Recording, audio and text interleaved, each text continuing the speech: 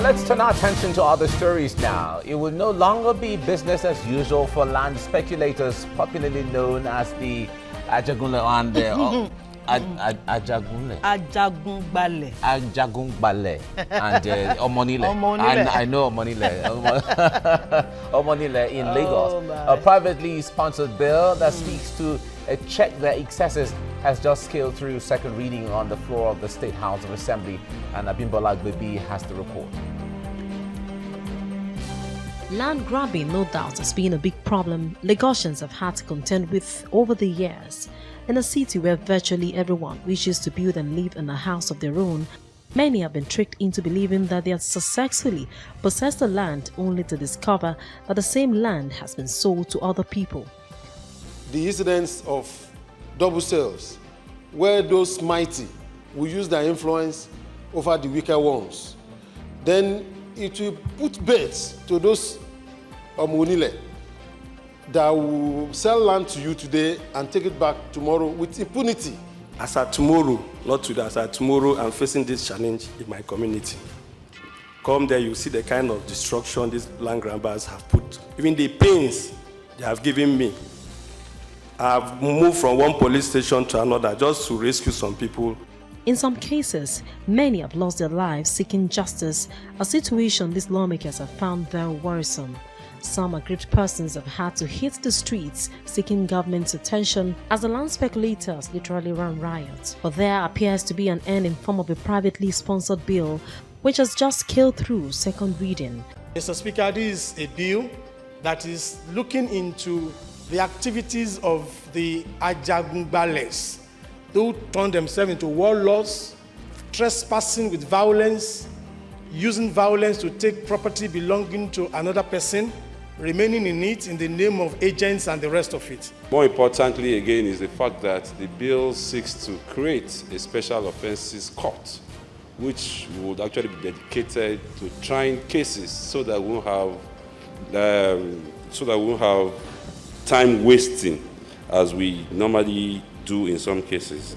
The bill has been passed on to the House Committee on Land Matters to work on and report to the House in 3 weeks. Abimbola Agbebi, TVC News, Lagos. All right. When it comes to issues of Ajagungbale and Omonile, they're in some places in Lagos. When you're preparing to build a house, you have budgets for them. Oh, absolutely. Otherwise, you are in trouble if you start that project. Wow. All right. Joining us now is a lawyer, JOE NWOKEDI. It's good to have you in the studio with us right now. Thank you so much. Good to have you back. You're welcome. Thank you. Now, when we call them Omonile, certainly in different parts of the country they call them differently. But let's come to Lagos, where the activities are very. In fact, sometimes in some villages is really institutionalized, where they get returns to some local chiefs and all of that. But how did we get to that level after all? It's something very, very pathetic, because ownership of land is, according to Land Use Act of 1978, is vested in the state government.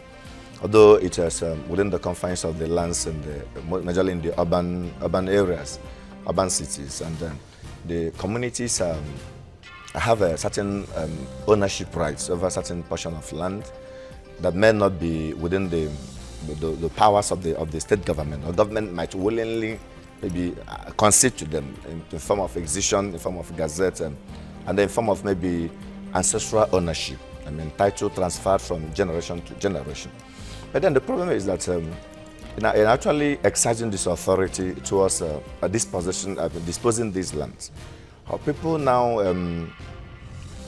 decide to indulge in something very, very criminal.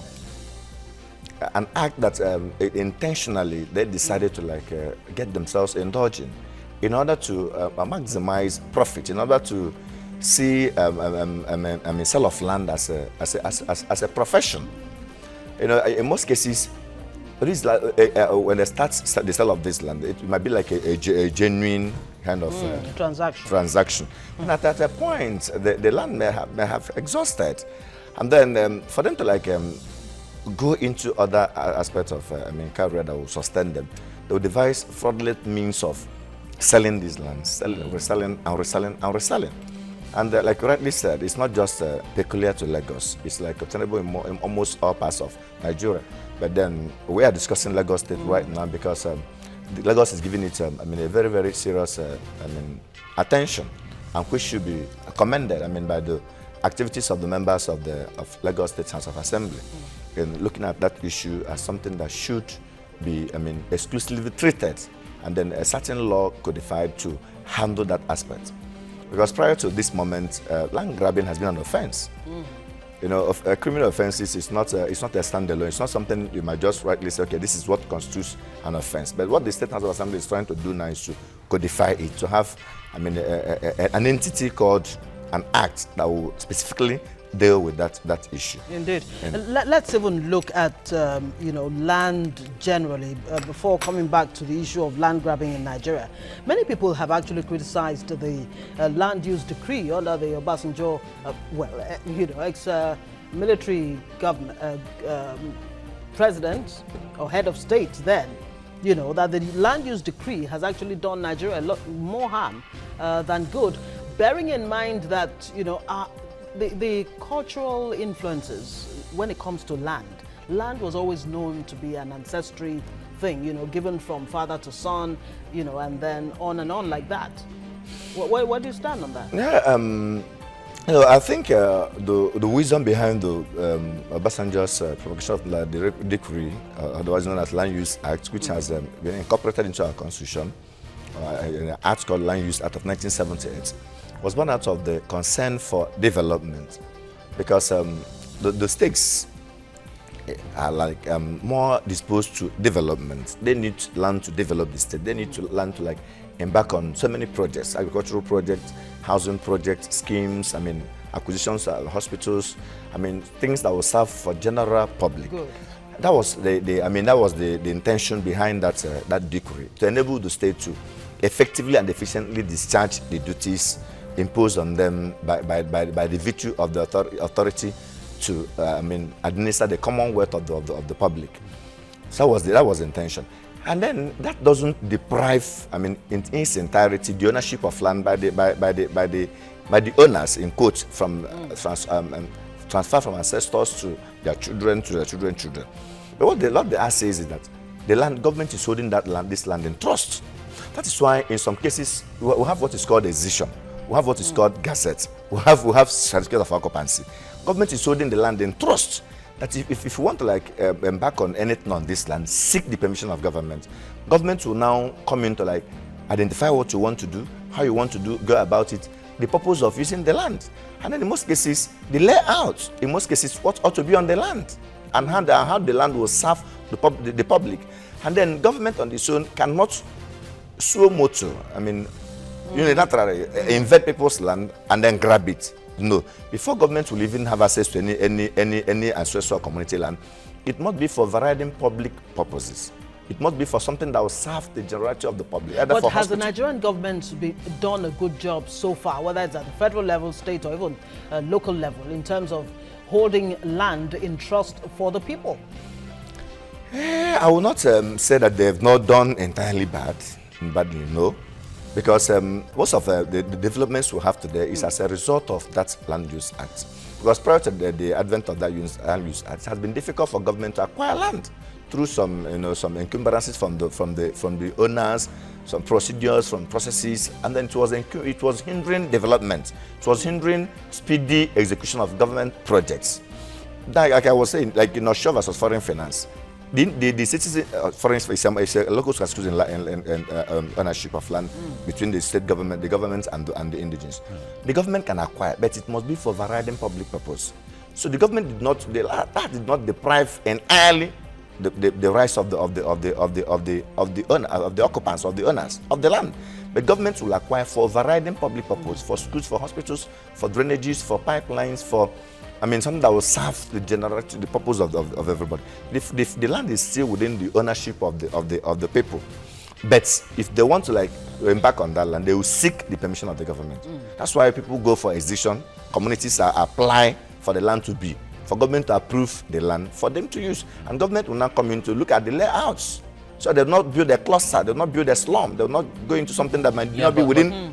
But in that context where, for instance, if a land is owned by a family, it has been transferred or translated from generation to generation, as the case may be, and government comes to say, okay, we want to acquire this land for this purpose or for that purpose. In true terms, what are the terms in there, and what do the people give off or benefit from that kind of situation? Good. In that place, we have what is called consideration. The government will pay a consideration. It might not be adequate, but the government must consider them. If it's like something like that, in other words, compensation. Compensation that must be paid. So in most cases, they still allow them to have access to their land. Government doesn't acquire people's family land. They don't acquire somebody's father's house. If they do that, they will compensate you. They will give you something, and they may relocate you to another place where you can continue your existence. So it's not that government will just rush into the land, take it up, and then deprive the communities of their father's inheritance. But the government must compensate them. And then in some cases, if it's like something like economic-related projects, like factories, like industries, governments will still consider the communities in terms of employment, will still consider the community in terms of some other jobs that will accommodate the members of the community. They normally engage the community leaders, engage the community spokespeople, and then discuss how to go about whatever they want to use. Okay, so let's come to the specifics of this discussion right now. We're talking about land grabbing and how it's become so rife, especially in Lagos. The phenomenon known as Omonile seems to be something that we've all come to accept. Meanwhile, well, thankfully, this bill has gone through second reading in the Lagos House of Assembly. But let's even look at what exactly this law provides for, that no person or group of persons shall use force or unreasonable force to take over any landed property in the state. That is what, among other things, that the law provides for. But this is flouted every day. And we hear you're a legal practitioner, you're a lawyer. Yes. And there are reports that lawyers themselves are, colluding partners when it comes to land grabbing, and indeed the police. I won't indict my colleagues, and I will not 100% exonerate them because land grabbing, as you have rightly said, is a very, very serious menace that ought to be fought diligently. Especially now that Lagos is a mega city, and it's something that people can confidently, go into and have that belief that they're on the right path. Then the bill that has been proposed before the State House of Assembly, LAHA, is a good one, because these activities, as you rightly mentioned, the police may not be 100% exonerated, just like the lawyers, and because in most cases they believe that at the end of the day police will come in. At the end of the day, okay, we want to sell this land, and in most cases they even sell the land. The land has been sold and they are aware, and they may have other lands they want to sell, maybe in a slum, in a waterlogged area. They use the dry land to sell the waterlogged area. I think I've handled a matter like that. So the more you pay for the one you are seeing, but the matter comes, so then I say, okay, they want to relocate you. Then this is the option they have. And of course, you're not going to collect, for a refund might be like a Herculean task. So you have no option than to go there, inside the swamp, to pick something instead of losing all. So, it's something that the punishment they prescribe, which is 300,000 they have the one of 21 years imprisonment for the person that knew that the land has been sold to a third party and decided to still sell the land. They have 300,000 fine.